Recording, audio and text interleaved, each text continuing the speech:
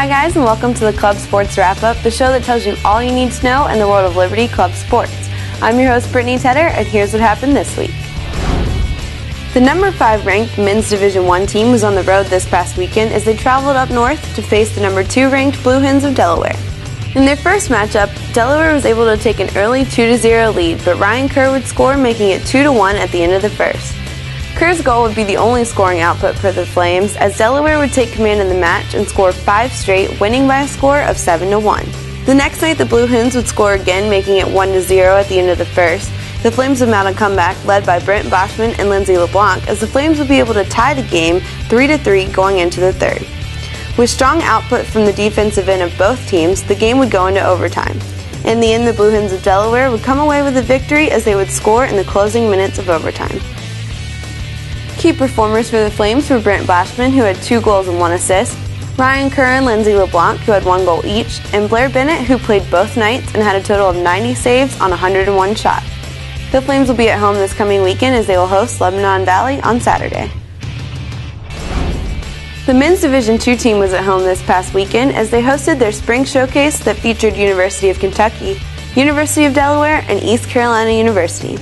The Flames' first game, they faced off against the Blue Hens of Delaware. The Flames came out in dominating fashion as they scored 4 straight from 4 different goal scorers, making it 4-0 in the first. Delaware would then score, but the Flames would keep the momentum as they cruised to a victory, winning 8-2.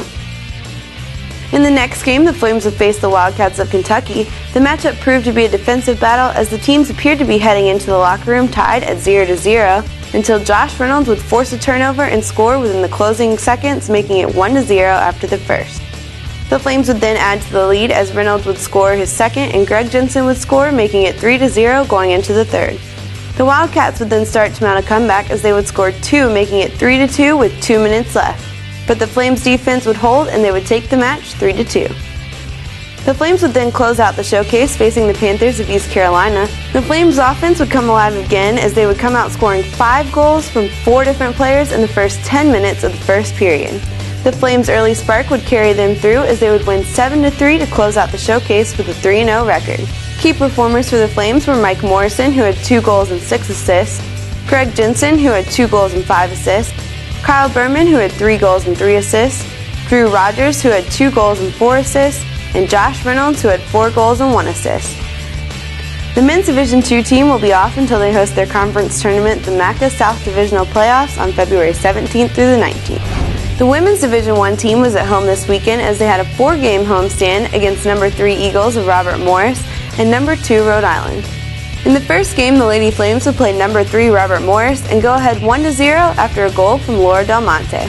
The Eagles would then score early in the second, but Captain Stacy Christians would be able to score, making it 2-1 heading into the third. The Flames would be able to hold on to the lead as they would take the first match 2-1.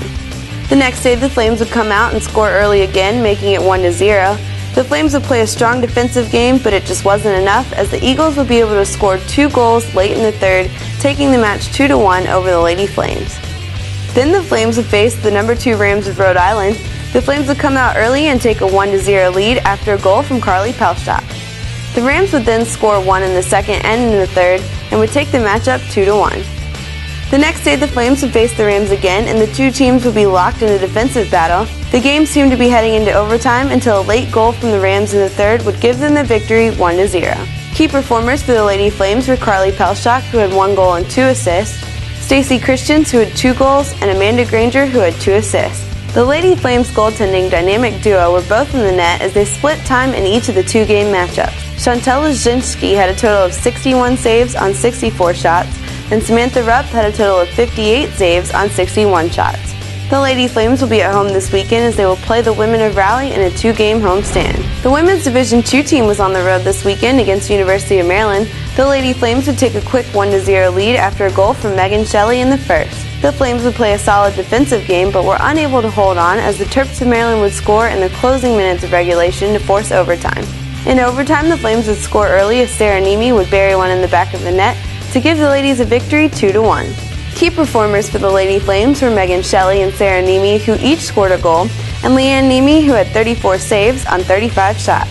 The ladies will be at home this weekend as they will face the Lady Hens of Delaware on Sunday, February 12th. Freshman snowboarder Jonathan Stelzer just signed with Forefront, a ski equipment and apparel company.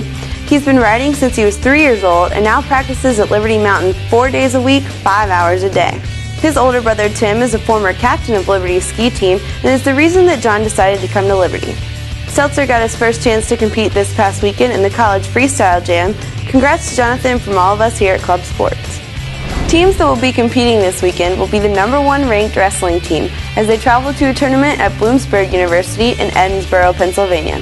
And the men's lacrosse team will open their spring season on the road as they travel to play Davidson University. Thanks for watching this week's episode of the Club Sports Wrap-Up. For more information on Liberty Club Sports, be sure to check us out on our website, our Facebook page, or follow us on Twitter. For fans like me and you, this is Brittany Tedder with Club Sports for LU.